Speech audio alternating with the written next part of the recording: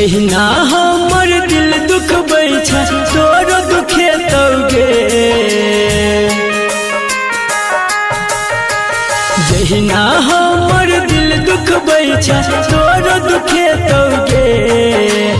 की होय छै दिल के दर्द तोरो कहियो बुझे तौगे, कि जब कोई तोर सके तो याद हमर गे तो, कि जब कोई तोर सके तो याद हमर गे तो।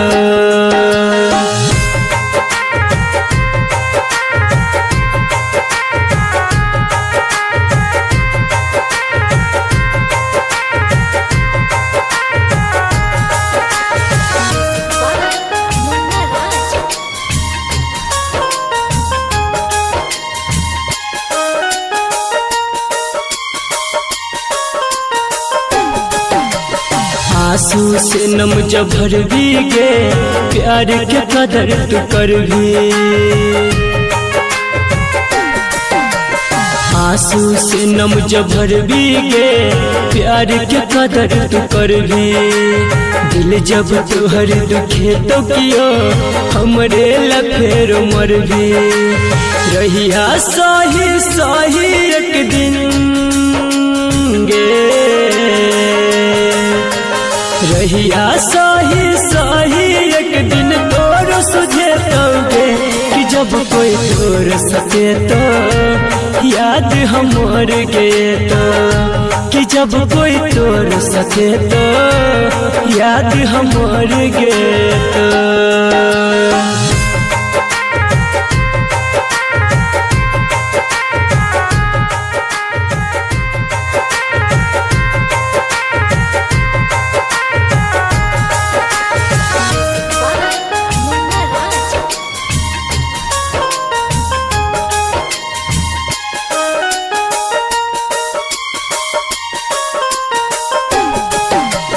दिल के खिलौना समझ के खेल तू खेले छही,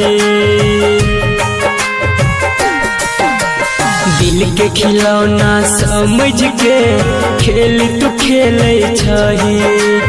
धके गम अभिमन्यु के दर्द न झेल छही।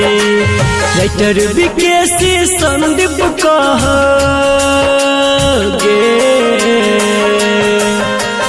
राइटर विकेसी संदीप कहानी नहीं तौगे, कि जब कोई तोर सके तो याद हमर गे तो, कि जब कोई तोर सके तो याद हमर